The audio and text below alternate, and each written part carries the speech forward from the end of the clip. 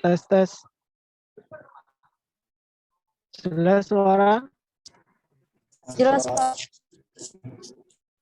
Pak masuk, Pak.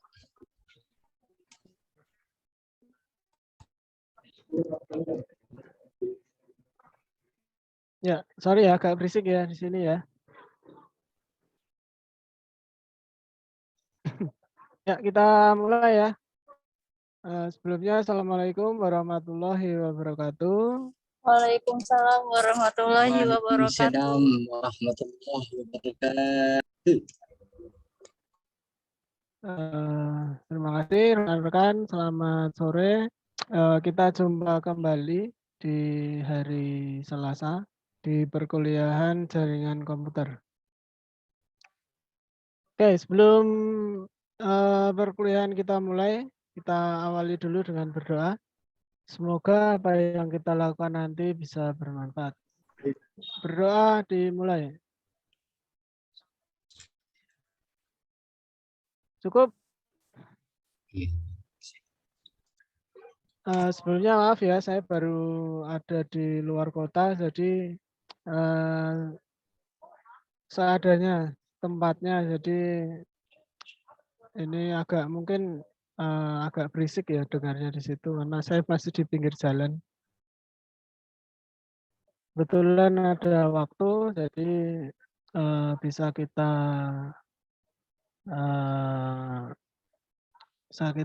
kuliah. Oke, sebelumnya saya presensi dulu kelas infrastruktur informatika.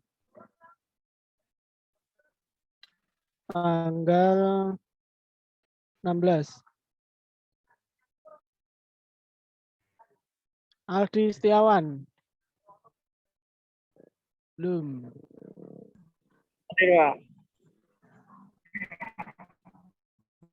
Mas Aldi hadir? Hadir? Hadir nggak? Hadir, Pak. Hadir. Ada. Nurul Fauzia. Hadir, Pak. Tegar Muhammad Rifki. Hadir, Pak. Wendy Nur Hermansah. Hadir, Pak. Hadir. Gista Rahguna Putri. Hadir, Pak.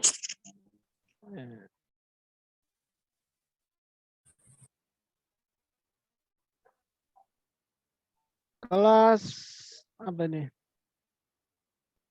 SI. Adinda Lutfia. Adinda Lutfia. Belum, Pak. Belum. Ahmad Ulin Nuha. Belum. Adrian Satria. Belum, Pak. Belum. Fahrur Rahim. Belum. Fahrur belum. Muhammad Ridwan. Belum. Muhammad Soleh. Hadir, Pak. Hadir. Hadir, Pak. Salsa. Dwi Agustiana. Salsa belum. Belum.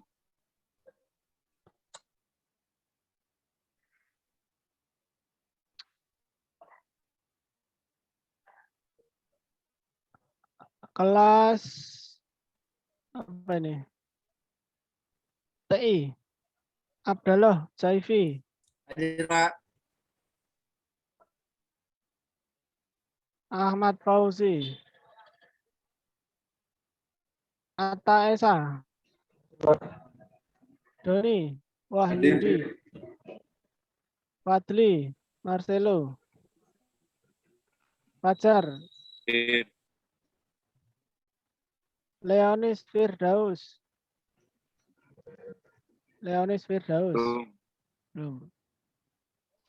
Muhammad Misbahudin. Belum. Belum. Raka Fadila, Reza, Nur Arifin. Hadir, Pak. Hadir. Ridwan Prastia, Di perjalanan pulang, Pak. Rifki, Hadir, Pak. Setiawan, Rifki, Argi, Fauzan. Belum. Singgih Prastio, Masih perjalanan pulang. Topan,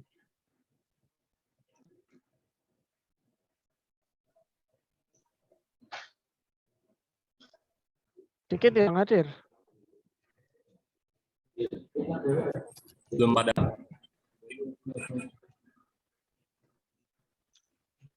Ya.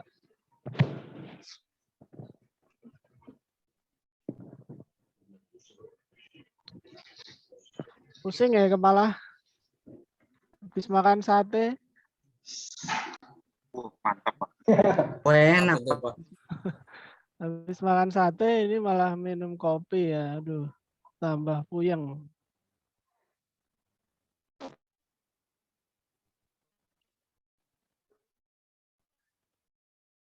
Ya. Tugas-tugas gimana? Udah dikerjakan? Udah dikirim? Ada yang belum? Saya belum, Pak. Gimana ini Mas Soleh ini kok bisa belum ngumpulin? Waduh, bikin malu. Siapa sih? Siapa sih? Gimana ini? Nanti minta diajarin sama yang di sana. Siap. Segera ya.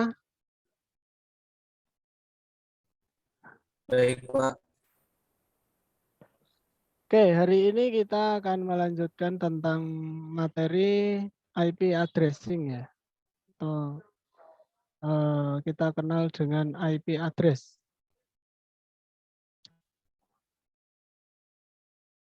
Nah, IP address ini udah sangat familiar, sangat setiap hari kita pakai, baik di perangkat perangkat komputer atau perangkat laptop atau handphone, itu semuanya menggunakan IP address. Nah, apa itu IP address? Nah, IP address itu adalah alamat unik untuk setiap host yang terkoneksi ke dalam jaringan yang berbasis TCP/IP. Jadi kan sekarang itu hampir semua jaringan itu basisnya adalah jaringan TCP/IP ya, yang umum kita pakai atau kita gunakan. Nah, dalam jaringan TCP/IP itu kita harus menggunakan IP address untuk bisa saling berkomunikasi, kemudian saling bertukar informasi. Itu harus hukumnya wajib menggunakan IP address. Nah, mungkin kita nggak aware ya, atau mungkin nggak menyadari bahwa IP address itu semua pasti tertanam di dalam baik itu perangkat smartphone atau kemudian laptop atau PC. Untuk kita berkoneksi dengan internet itu pasti menggunakan IP address. Nah, walaupun mungkin karena sistemnya itu sudah berbasis DHCP ya, DHCP itu Dynamic Host Configuration Protocol, jadi IP-nya itu dikonfigurasi oleh si server pusatnya itu secara otomatis, jadi kita nggak menyadari atau tanpa kita harus mengkonfigurasi secara manual. Kita harus menggunakan IP address. Nah, IP address bisa dianalogikan sebagai sebuah alamat rumah. Nah, semuanya perangkat itu menggunakan IP address. Saat ini nggak hanya perangkat komputer saja yang menggunakan IP address. Bahkan untuk ada yang IoT, kemudian Internet of Things, itu juga menggunakan IP address untuk bisa digunakan. Kemudian ketika sebuah datagram dikirim, informasi alamat inilah yang menjadi acuan datagram agar bisa sampai ke device tujuan. IP address terbagi menjadi dua versi, yaitu versi IP versi 4 dan juga IP versi 6. Nah, IP versi 6 ini muncul pada saat penggunaan dari IP versi 4 itu sudah hampir habis ya, hampir habis digunakan itu. Makanya muncul IP versi 6. Walaupun dalam tahap implementasinya itu sampai saat ini masih cukup kurang ya untuk implementasi dari IP versi 6. Karena mungkin karena kita sudah nyaman menggunakan dari alamat IP versi 4, jadi agak enggan untuk beralih ke alamat IP versi 6. Padahal banyak kelebihan dari saat kita menggunakan IP versi 6. Contohnya salah satunya adalah terkait dengan security. Jadi kalau di IP versi 4 itu masalah security-nya itu plain text, maksudnya pada saat data itu ditransfer, itu datanya nggak terenkripsi. Walaupun ada fitur IPsec atau IP security untuk data yang berada di IP versi 4 juga dienkripsi. Tapi itu bukan fitur secara default. Nah, sedangkan pada saat kita menggunakan IP versi 6 itu dia sudah menerapkan IP security secara default. Jadi dari sisi keamanan jelas lebih aman kalau kita menggunakan IP versi 6. Tapi banyak faktor ya yang mempengaruhi kenapa kita masih belum siap pada saat menggunakan IP versi 6. Karena dirasa IP versi 6 itu lebih rumit. Yang IP versi 4 adalah versinya itu 32 bit, sedangkan di IP versi 6 itu versinya adalah 128 bit. Rentan jumlah host yang bisa di-cover itu sangat jauh sekali. Makanya kalau IP versi 4 itu sampai saat ini itu di organisasi yang bertugas untuk mendistribusikan IP, yang kemarin ada APNIC ya. Kemudian kalau di Indonesia itu ada APJI untuk organisasi internet. Kemudian untuk yang membagikan IP atau NIR-nya atau Network Internet Registry itu adalah IDNIC. Namanya IDNIC itu yang mendistribusikan IP ke Indonesia. Nah, itu kita sudah sangat kesulitan untuk bisa mendapatkan stok dari IP versi 4 karena memang stoknya yang sangat terbatas. Apalagi sekarang IP versi 4 itu disewakan ke apa ya, nggak hanya ke industri telekomunikasi ya. Kalau dulu memang untuk IP versi 4 ini di Indonesia itu hanya untuk perusahaan-perusahaan yang berbasis ke telekomunikasi, basisnya itu. Baik itu ada NAP atau ISP, ya itu menggunakan bisa menyewa alamat IP versi 4 dari NIR atau dari IDNIC. Nah, kemudian beberapa tahun ke belakang ini selain perusahaan berbasis telekomunikasi itu juga sudah bisa melakukan penyewaan IP versi 4. Contohnya pemerintahan, kemudian sekolah atau universitas. Kalau sekolah mungkin tarafnya yang universitas ya. Kemudian perusahaan-perusahaan industri itu dia bisa melakukan sewa IP versi 4. Nah, konsekuensinya apa kalau misalkan di luar telekomunikasi, di luar perusahaan telekomunikasi bisa menyewa IP, konsekuensinya si perusahaan itu seharusnya bisa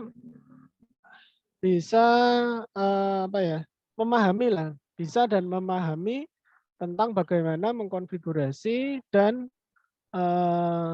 menjaga kondisi IP dalam keadaan baik gitu. Seharusnya seperti itu. Tapi kondisi yang terjadi karena semua orang bisa menyewa IP. Nah, semua orang jadi nggak aware terhadap dari sisi keamanannya. Nah, akibatnya banyak IP yang masuk ke dalam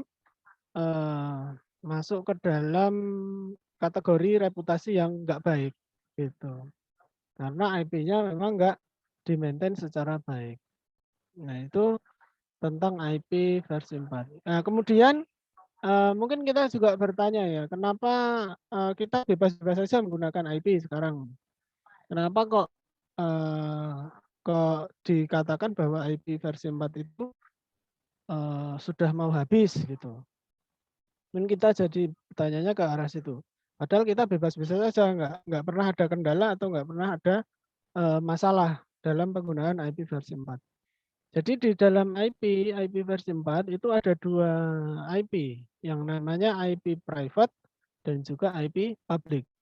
Nah, apa bedanya? Bedanya kalau di IP private itu IP yang memang bisa kita gunakan di jaringan lokal. Nah, IP-nya itu bisa digunakan di dalam jaringan lokal secara bebas. Jadi semua orang bisa menggunakan IP private. Nah, kemudian ada IP public. IP public itu adalah IP yang memang unik. Tidak bisa sama antara satu orang dengan orang yang lain. Nah, itu adalah IP public. Jadi antara IP di Indonesia dengan IP di US atau di negara lain itu pasti berbeda.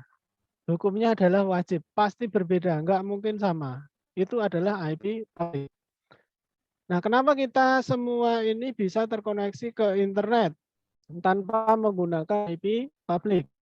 Nah, ada fitur yang namanya NAT atau Network Address Translation. Jadi harusnya IP versi 4 itu sudah habis dari bertahun-tahun yang lalu. Kalau kita semuanya berasumsi bahwa IP versi 4 itu hanya digunakan sebagai IP public, itu sudah habis sejak bertahun-tahun yang lalu. Nah, kita masih terselamatkan dengan adanya fitur NAT yang bisa mentranslasikan dari alamat IP private yang biasa kita gunakan sebagai alamat IP private. Semuanya kita saat ini menggunakan IP private pada umumnya. Telepon, smartphone, PC yang bisa kita gunakan itu semuanya pasti menggunakan alamat IP private. Nah, kemudian ditranslasikan ke dalam satu alamat IP public. Makanya di jaringan internal banyak IP itu bisa hanya terkoneksi ke dalam satu IP public untuk terkoneksi ke internet. Tetapi yang dikenali oleh internet itu hanya satu IP public. Nah, gitu. Nah, konsekuensinya apa kalau misalkan semua orangnya banyak, kemudian hanya terkoneksi ke dalam satu IP public. Nah, pasti ada kelemahan dan kekurangannya. Kelemahan dan kekurangannya sama ya. Kelebihan dan kekurangan, nah gitu. Nah, kelebihannya contohnya misalkan itu tadi alamat IP-nya menjadi lebih ngirit. Nah, itu salah satu kelebihannya kalau misalkan kita menggunakan fitur NAT. Enggak semua host yang terkoneksi di dalam jaringan harus menggunakan IP public. Nah, itu kelebihannya ya. Kemudian kekurangannya jelas. Kalau misalkan ada salah satu host menyebabkan hacking atau cracking atau spam dan lain-lain yang terkait dengan masalah security, itu kita susah untuk mencari pelakunya. Nah, itu contohnya dari sisi keamanan itu menjadi lebih susah. Nah, berbeda dengan alamat IP versi 6 atau IP fisik. IP fisik tadi alamatnya adalah 128 bit. Nah, semakin panjang alamatnya, otomatis dia bisa melayani lebih banyak host. Hostnya jadi lebih banyak. Nah, jadi di dalam IP versi 6 nanti kita tidak akan mengenal yang namanya NAT lagi. Semua yang terkoneksi ke dalam menggunakan jaringan IP fisik itu adalah alamat hostnya masing-masing. Itu sudah IP publik dan langsung dikenali oleh internet. Gitu. Jadi kalau misalkan menggunakan IP versi 6 melakukan tindakan-tindakan yang saya contohkan tadi, hacking dan lain-lain, itu bisa langsung dikenali. Oh, bahwa ini IP-nya dari host sekian, miliknya si ini ya, itu pasti sudah langsung dikenali. Gitu. Nah, kemudian alamat IP versi 4. Nah, ini. IP versi 4 itu terbentuk dari 32 bit biner. Jadi kenapa kok disebut IP versi 4? Itu adalah ini, 4 byte. Nah, 4 byte itu terdiri dari 32 bit. Atau kalau kita bagi ke dalam blok-bloknya, blok dari IP versi 4, itu terdiri dari 4 blok ya. Ini 172, 16, 25, 41 contohnya. Nah, jadi dalam satu blok ini mewakili 8 bit. Jadi ini 1 byte atau sama dengan 8 bit. Ini atau 1 oktet sama dengan 8 bit sama aja. Ini satu, misalnya contohnya adalah 172, 16, 25, 41. Nah, kalau kita konversikan ke dalam nilai bit, itu adalah nilainya sekian. 1010 1100 itu untuk 172. Kemudian 16 adalah 00010000. 16, kemudian 24 itu adalah 1, semua terakhir adalah 0.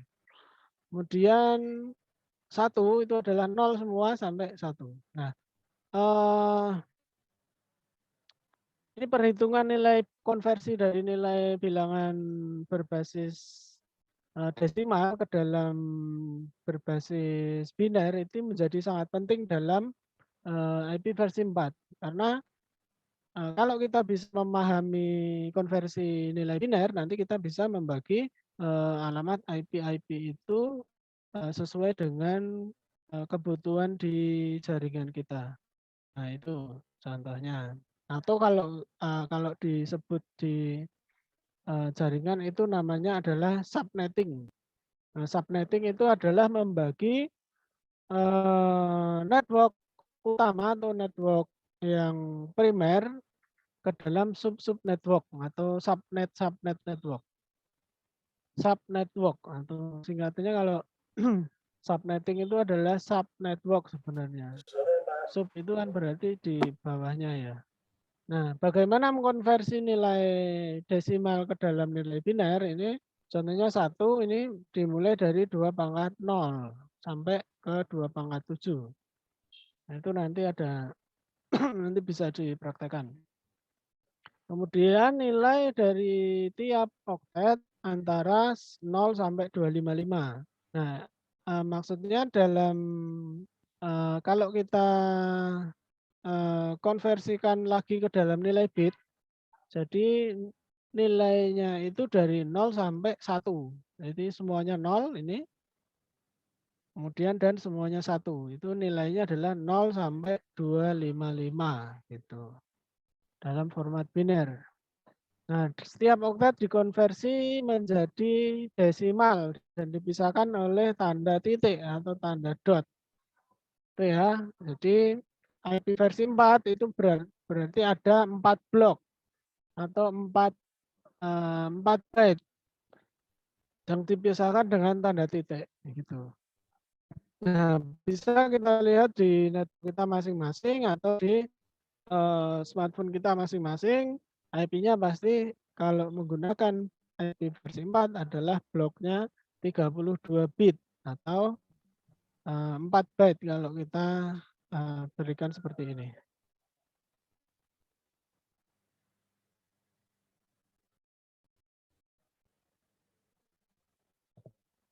Nah, IP address dan subnetting itu adalah dua faktor penting untuk memanajemen dan merancang suatu desain jaringan komputer. Jadi pada saat kita merancang sebuah jaringan komputer, itu kita bisa menerapkan subnetting. Nah, tujuannya adalah salah satunya yang tadi bahwa IP-nya itu menjadi efisien, kemudian kita bisa membatasi jumlah host yang ada di dalam network kita dengan jumlah IP yang kita delivery gitu.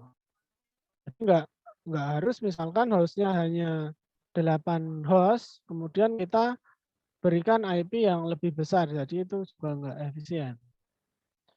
Kemudian IP address dirancang untuk memungkinkan host dalam suatu network dapat berkomunikasi dengan host lain dalam network yang berbeda. Jadi kalau kita memiliki banyak network atau subnetnya itu banyak, kemudian kita bisa menggunakan perangkat router untuk bisa network yang berbeda itu saling berkomunikasi. Ya, nanti bagian pentingnya adalah kita harus bisa memahami bahwa network itu berada di dalam satu network yang sama atau dia berada dalam network yang berbeda. Itu kita harus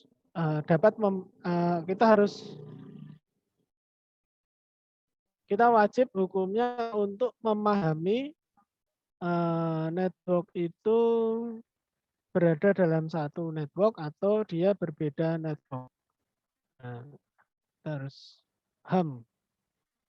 Kemudian selain dua faktor tersebut, terdapat beberapa faktor lain yang perlu dipertimbangkan dalam mendesain sebuah jaringan. Contohnya adalah faktor geografis, kemudian topologi, peralatan yang digunakan. Nah, ini peralatan ini terkait dengan spesifikasi perangkat, berapa jumlah host, kemudian resource-nya itu kita harus bisa menentukan seberapa besar resource yang harus digunakan. Kemudian biaya yang dibutuhkan ini terkait dengan anggaran, kita bisa melakukan menentukan spesifikasi perangkat, tapi kita juga harus menyesuaikan dengan anggaran yang ada. Kemudian sumber daya manusia yang dimiliki untuk membangun dan melakukan perawatan atau maintain jaringan. Nah, sumber daya manusia ini menjadi hal yang penting karena SDM inilah yang melakukan instalasi, kemudian maintenance dan untuk memastikan agar supaya jaringan yang sudah kita bangun itu bisa terus dalam kondisi yang baik. Gitu, apalagi? Berbagai macam faktor pendukung di atas saling berkaitan. Nah, itu saling berkaitan ya, semuanya nggak bisa dipisahkan. Jadi ada beberapa proses tadi. Proses penetapan IP address di setiap host merupakan proses yang sangat mudah. Nah, ini walaupun ini mudah, cukup dengan menentukan pilihan kelas IP dan netmask host telah memiliki IP address yang kemudian dapat digunakan untuk berkomunikasi.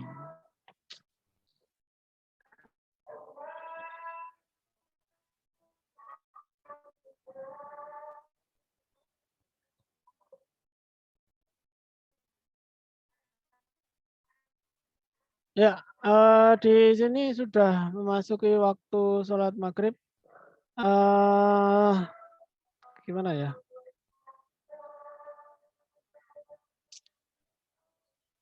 Ya kita break dulu ya.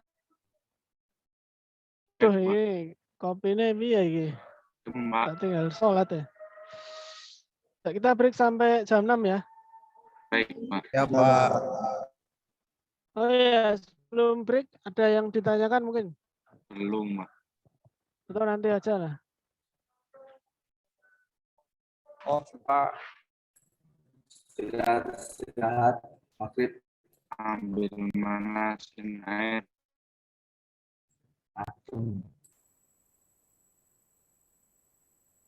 Ini terang.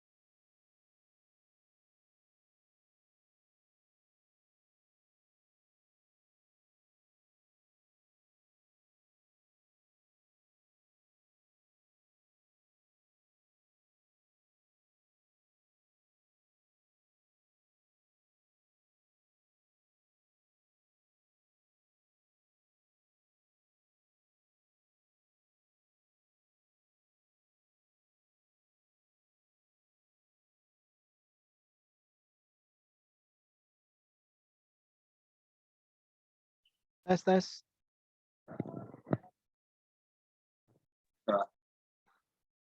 Yang lain? On cam.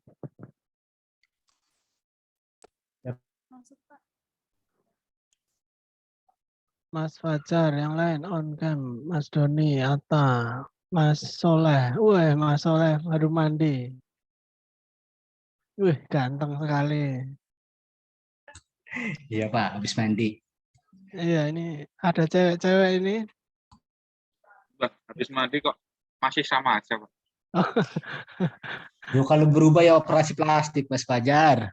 Ya siapa tahu mandinya pakai lahar. Itu casingnya nggak berubah casingnya. Kalau berubah repot Pak, pada kabur semua nanti Pak.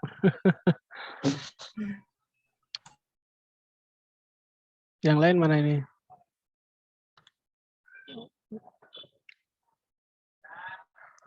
Ya, sebelum saya lanjutkan mungkin ada pertanyaan.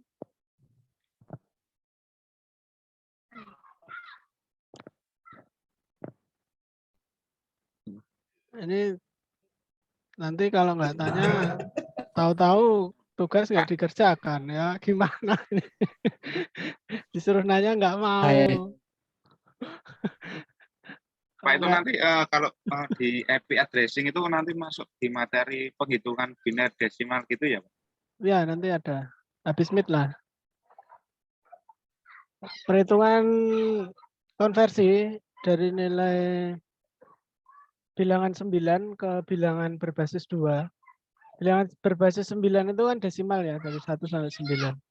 Kemudian bilangan berbasis 2 itu adalah bilangan biner ya.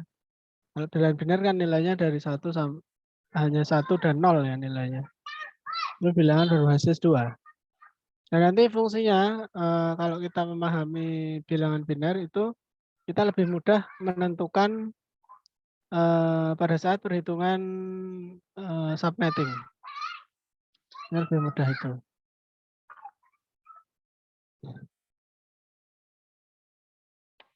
Oke, saya lanjut ya, nanti nggak kebagian waktu praktek nanti.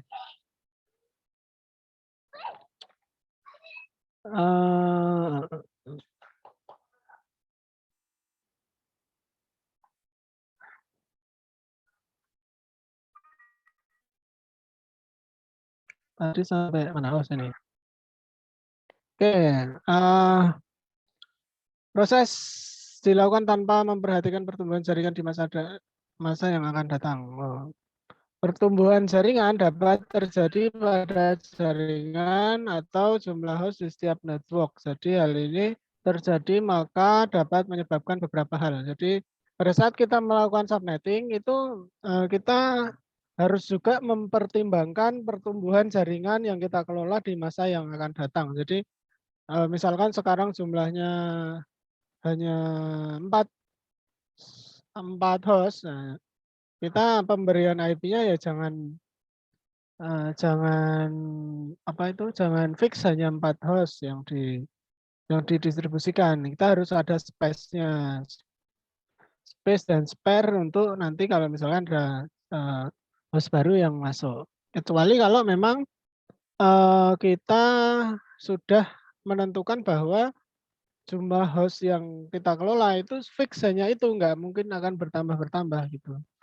Nah, itu kita bisa hanya IP hanya sejumlah hostnya. Contohnya misalkan dalam penggunaan IP point to point. Nah, itu IP point to point itu hanya membutuhkan misalkan 2 host ya. Jadi satu sebagai client, satu sebagai server. Nah, itu bisa kita menggunakan hanya 2 host. Atau misalkan kita pada saat konfigurasi perangkat kita membutuhkan yang namanya IP loopback. IP loopback itu adalah IP yang nilainya cuma satu IP itu. Nah, itu biasanya digunakan sebagai alamat logik dalam suatu device atau suatu perangkat. Nah, itu kita bisa hanya menyeting IP-nya hanya 1 atau /32. Kalau /32 berarti IP-nya hanya 1 ya. Nah, mungkin kita tanya loh, kok IP-nya cuma 1, gimana nanti fungsinya apa kok hanya satu? Nanti kan nggak terhubung ke jaringan kalau hanya satu. Nah, nggak gitu. Jadi alamat IP loopback itu digunakan bisa saja fungsinya untuk kita testing kondisi perangkat itu sendiri, itu bisa. Kemudian bisa juga nanti IP loopback-nya itu kita routing ke jaringan yang lain. Nah, itu juga bisa. Nah, agar kalau IP loopback kan dia akan tetap tertanam ya, tetap tertanam dalam device. Jadi nggak akan mati. Nah, berbeda dengan IP yang kita pasang ke dalam suatu interface. Nah, itu kan bisa mati. Nah, kan dengan adanya IP loopback, misalnya kita mempunyai 2 jalur dalam satu jaringan, satu sebagai primer, satu sebagai backup. Nah, itu kita bisa tempatkan IP loopback di situ. Jadi kalau misalnya jaringan primernya putus, nah nanti kita itu bisa langsung melewati jalur backup tanpa ada jeda untuk tanpa jeda putus gitu. Itu contoh penggunaan dari IP loopback yang nilainya hanya 1 IP. Nah, kalau kita ini tadi berarti yang pertama adalah lalu lintas jaringan jadi sulit terpantau. Kemudian kesulitan dalam manajemen pemborosan IP sering terjadi. Kurang perhatikan penentuan IP, network, dan IP address host dalam suatu jaringan. Nah, subnetting akan menentukan hal-hal yang diperlukan dalam desain IP address. Contohnya yang pertama adalah jumlah network yang diperlukan. Jadi misalnya kita membangun suatu jaringan yang itu bisa saja terdiri dari banyak subnet atau terdiri dari banyak network. Kemudian dalam subnet itu terdiri juga dalam banyak host. Nah, host itu bisa saja berupa laptop, PC, kemudian smartphone, dan lain-lain. Host itu adalah end device yang biasa kita gunakan. Itu bisa disebut sebagai host. Kemudian subnet yang valid, kemudian alamat broadcast untuk setiap subnet, kemudian rank host yang valid. Nah, rank alat broadcast ini digunakan untuk kita membroadcast membroadcast informasi hanya ke satu alamat itu nanti akan tersebar ke dalam seluruh anggota network. Kemudian rank host yang valid itu adalah IP yang dapat digunakan dalam satu network. Nah, contohnya gini. Oh, contohnya nggak ada. Contohnya apa ya? Notepad lah.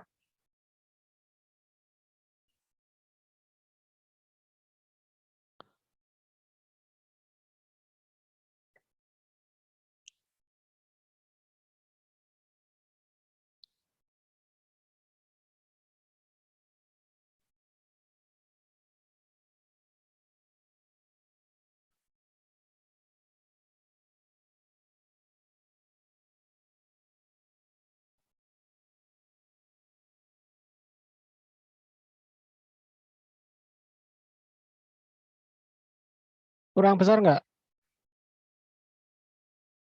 Cukup, Pak. Cukup ya. Nah, kalau saya menulis IP dengan format IP versi 4, 192.168.10.0/24 itu artinya adalah ini terdiri dari beberapa parameter atau beberapa kategori ya. Kategorinya adalah alamat network yang pertama, kemudian alamat host, kemudian alamat broadcast, kemudian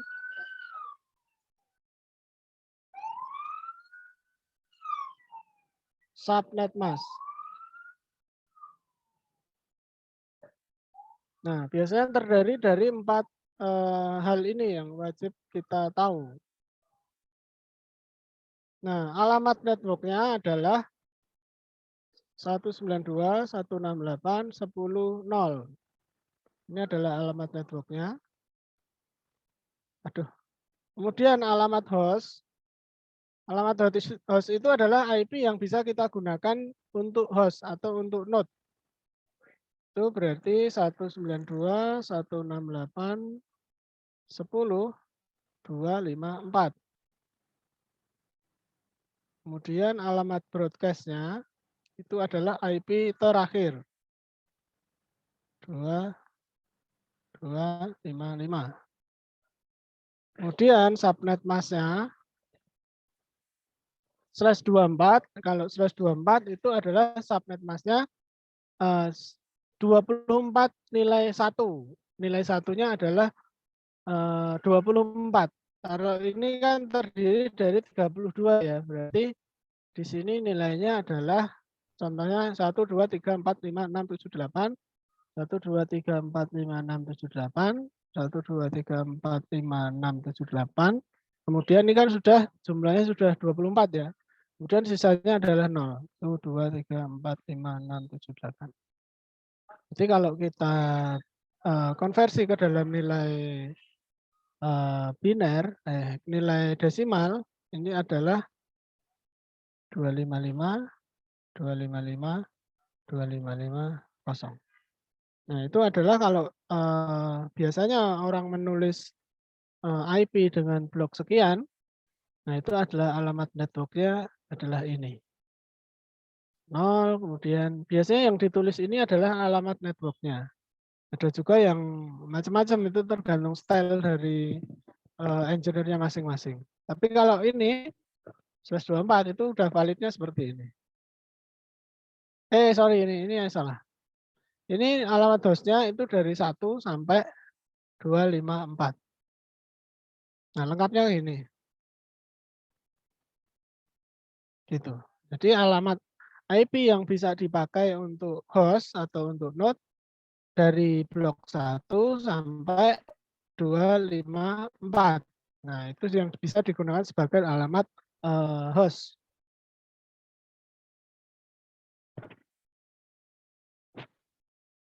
Gitu. Nah, nanti perhitungan IP subnetting nanti ada waktu sendiri. Sampai sini clear ya? Gitu, Pak. Oke.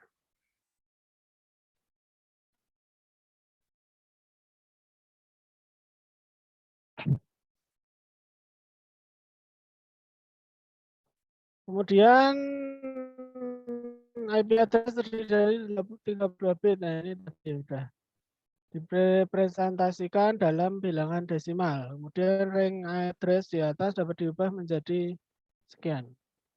Nah, ini adalah untuk IP versi 4. Nah, untuk IP versi 6 itu menggunakan konsep yang agak berbeda. Kalau ini menggunakan 8 bit, kok 8 bit. Konsep 4 byte, satu blok ini terdiri dari 8 bit, kan ini satu bloknya terdiri dari 8 bit ya. Nah, kalau di IP versi 6 itu agak berbeda karena itu menggunakan nilai heksadesimal ya. Bilangannya menggunakan heksadesimal yang dibagi ke dalam 4 bilangan nilai 44. Gitu. Ya nantilah untuk IP versi 6. Oke, sampai di sini ada pertanyaan nggak?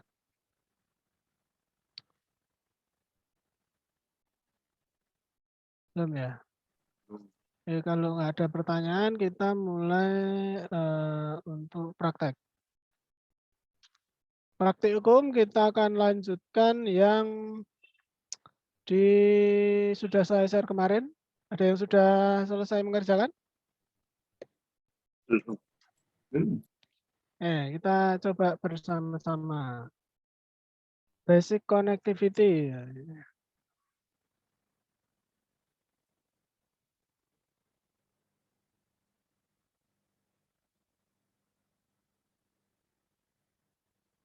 Silakan dibuka pakai tracernya, kemudian lab-nya itu sudah saya upload di e-learning.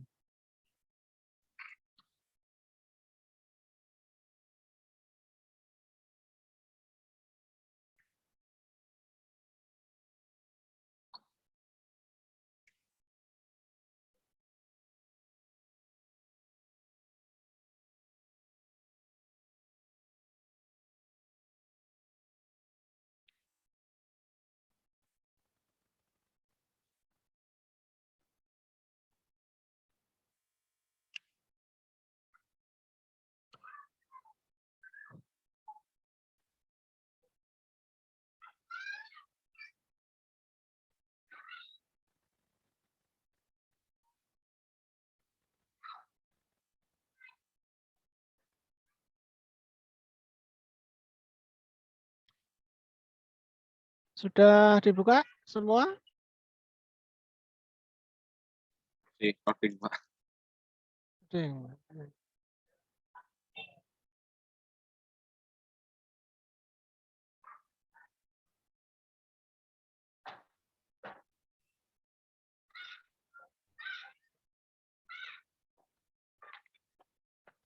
Oke, nanti kita agak cepat ya, biar kita bisa mempraktekkan 2 lab sekaligus.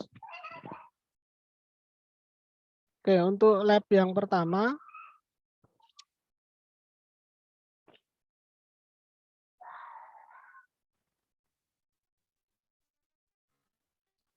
kelihatan di situ?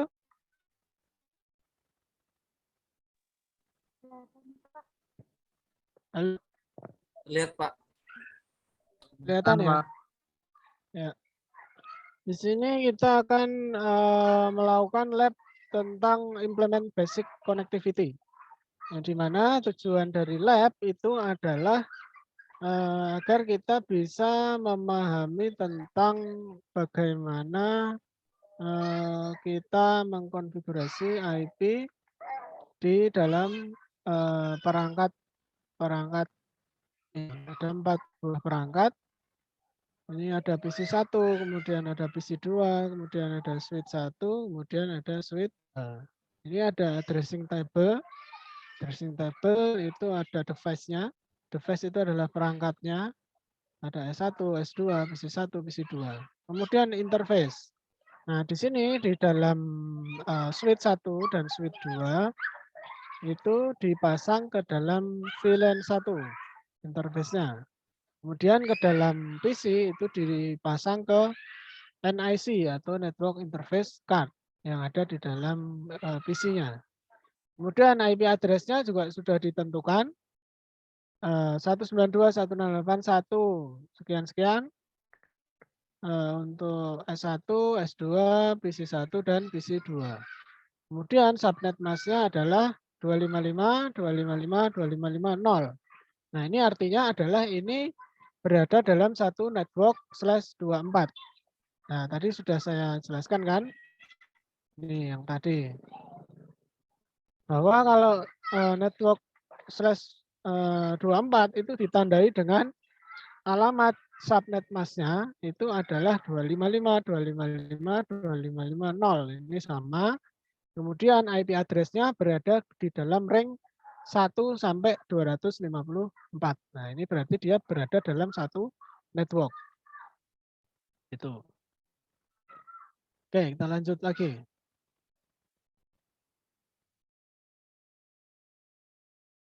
Kemudian objektifnya adalah perform a basic configuration on S1 and S2. Nah, konfigurasi ke dalam switch 1 dan switch 2. Kemudian configure the PC. Kita akan konfigurasi PC, kemudian configure the switch management interface. Jadi kita akan memberikan IP di dalam switch yang digunakan sebagai IP management, yaitu berada di dalam VLAN 1. Tuh. Nah, kemudian step by step-nya complete the following step on S1 and S2. Nah, ini configure S1 with a hostname. Ini seperti yang basic konfigurasi switch yang kemarin. Use Cisco for the console password. Use class for the privilege exact mode password. Nah, ini harus kita step by step-nya disesuaikan. Untuk konsol password menggunakan Cisco, kemudian untuk privilege exact mode itu menggunakan class. Kemudian verify the password configuration. Nah, passwordnya sudah benar atau belum. Kemudian save konfigurasi ke dalam NVRAM. Jadi kemarin perintahnya adalah copy running to startup config. Kemudian repeat step 1 to 5 for S2. Jadi semua konfigurasi yang sudah kita lakukan di switch 1, kemudian kita lakukan juga di switch 2. Selanjutnya di part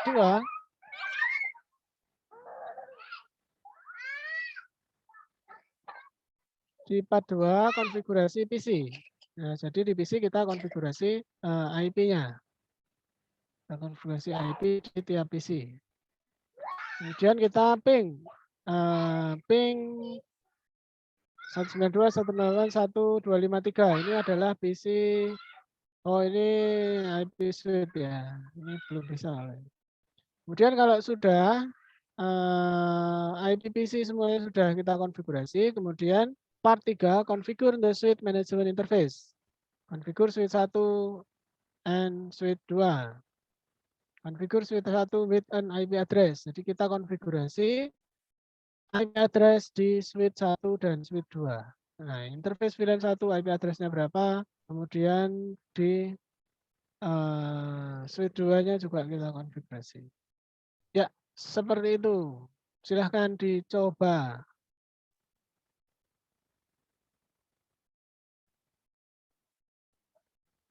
Nah, saya akan konfigurasi IP-nya aja lah.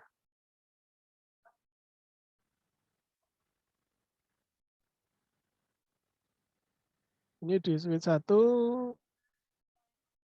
kita coba ganti hostname-nya dulu. Hostname. Kemudian apalagi tadi?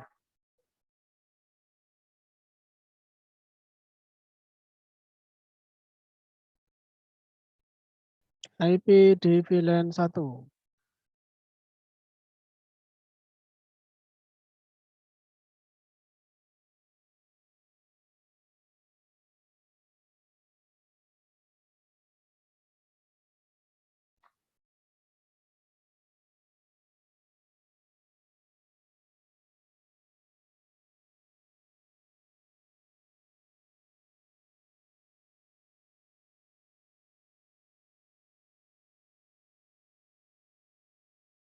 Kemudian di suite 2.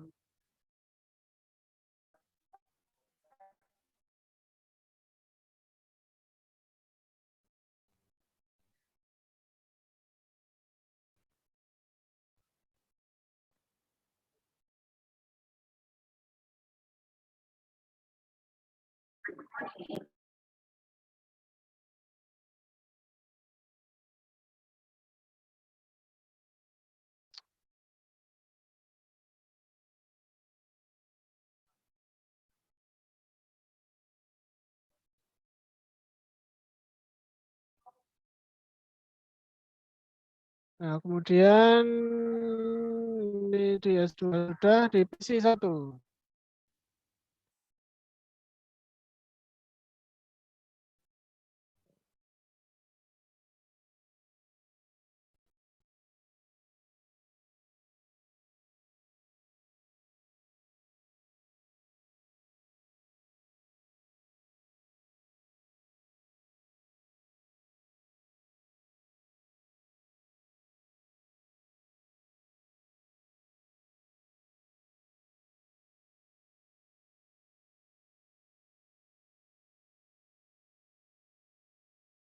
Kemudian di PC 2.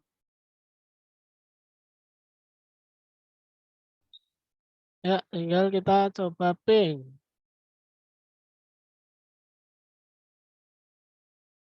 Ping dari PC 1 ke PC 2. PC 2. Ya, seperti itu. Nah, kita langsung cek resultnya apa konfigurasinya sudah komplit atau belum. Nah, ini tinggal untuk konfigurasi standar konfigurasi ya. Ini di switch 1 itu kita masang ini banner, kemudian konsol line, kemudian enable secret, kemudian di save konfigurasinya. Pokoknya ini semuanya harus centang semua. Ini saya ambil intinya aja. Oke, jelas? Jelas. Ya, silakan dilanjut.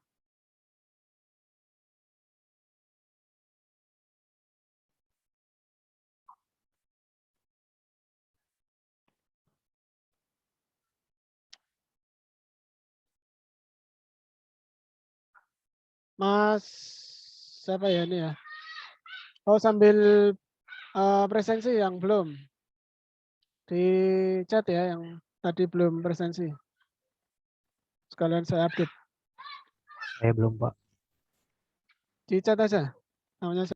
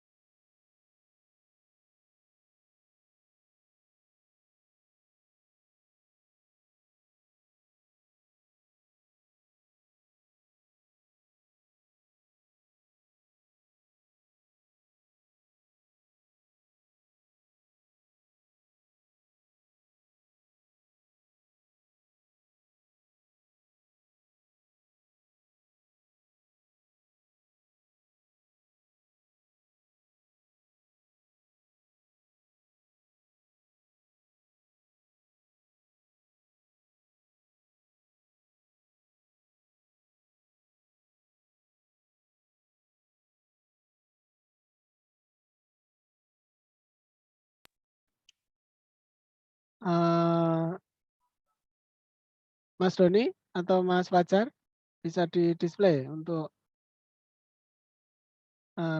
lab-nya yang sedang mengerjakan di display.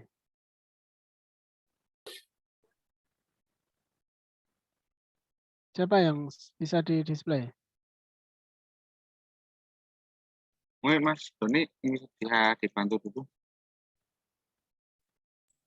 Baru pindah laptop ini, Mas Fajar. Apa? Baik Mas, nanti gantian ya. Ini saya baru login gagal terus.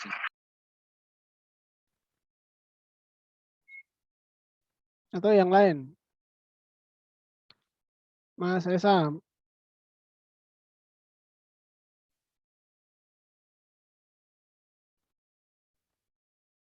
di share screen.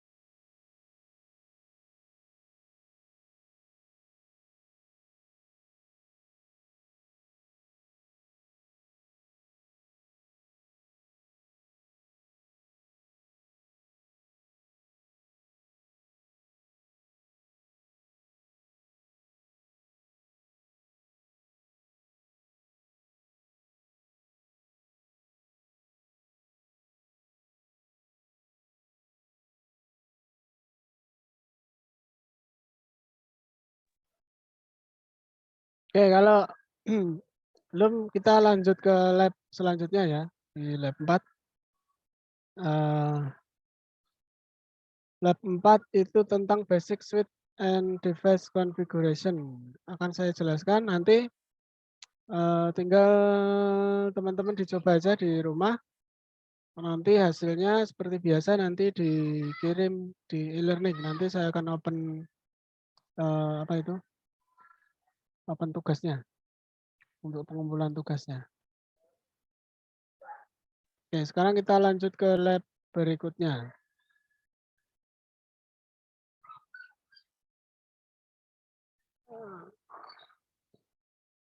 Sudah muncul mengingat logo. Jadi bisa tugasnya bisa 2 lab sekaligus.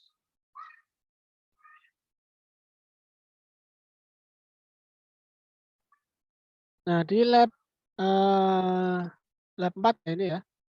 Itu kita akan belajar tentang basic switch and device configuration. Jadi kita akan konfigurasi switch dan juga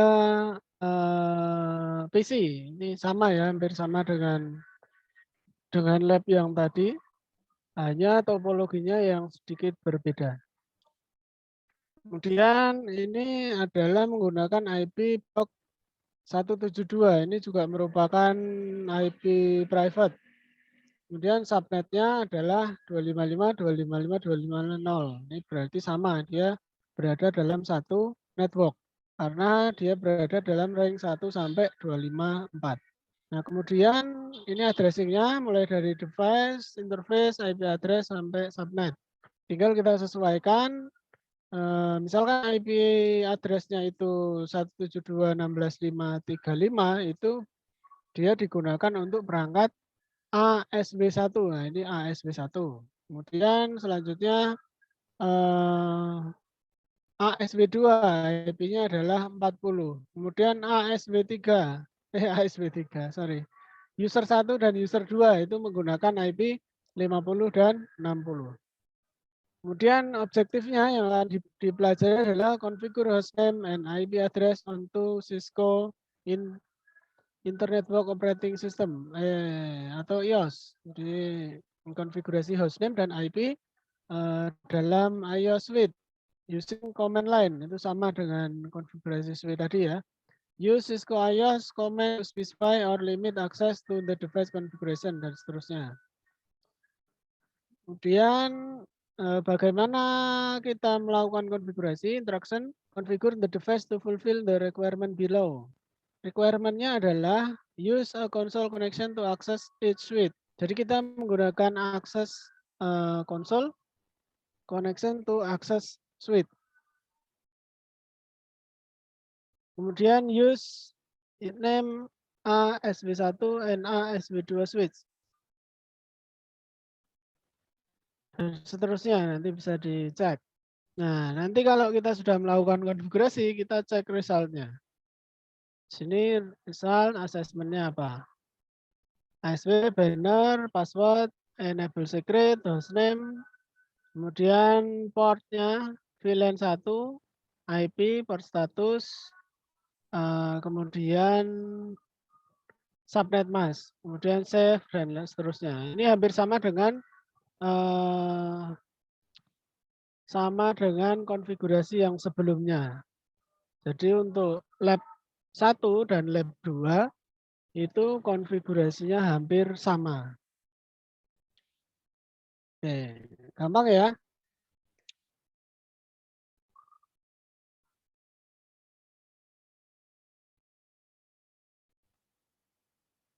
Ya, oke, nanti hasil dari 2 lab tersebut nanti dikirim seperti biasa di e-learning. Gitu. Nanti ada kendala bisa didiskusikan. Baik, Ya, sebelum saya akhiri ada pertanyaan. Jangan lupa dikerjakan ya, nanti numpuk-numpuk bingung nanti. untuk minggu depan UTS. Ya, nanti itu jadi salah satu tugas untuk UTS berarti. Nanti ada tugas yang lain. Gak apa-apa lah. Jadi mahasiswa itu harus dalam kondisi tertekan. Ya tertekan terus, Pak. Menggis-menggis, Pak. Kalau nggak tertekan bukan mahasiswa namanya. Anak TK namanya. Gitu ya. Mas Soleh ini ketawa-ketawa aja nanti nggak dikerjakan nanti. Kerjain Pak, tenang aja Pak. Nah, itu udah ada harimau di belakangnya nanti dicakar nanti. Itu tiap minggu ganti itu backgroundnya, Pak. Oh, ganti. Sekali-sekali ganti background cewek gitu loh. Berdua di pelaminan gitu. Takutnya berubah jadi beneran ceweknya Pak. Ya, ada pertanyaan nggak? Sebelum saya akhiri. Oke, kalau nggak ada, pertemuan kali ini saya cukupkan. Presensi udah semua ya? Udah di-chat semua ya? Ya, Pak. Ya, karena saya masih harus melanjutkan perjalanan mencari kitab. Jadi pertemuan hari ini saya cukupkan sekian. Sedikit yang saya sampaikan. Semoga bermanfaat. Saya akhiri. Assalamualaikum warahmatullahi wabarakatuh. Waalaikumsalam. Waalaikumsalam warahmatullahi Assalamualaikum Makasih, Pak. warahmatullahi Makasih, wabarakatuh. Terima kasih, Pak. Pak Soleh tuh nggak ketawa-ketawa aja ngerjain, Pak. Iya, Toki. Berarti UTS-nya dari Rosalu ya? Iya, orang Orang lab.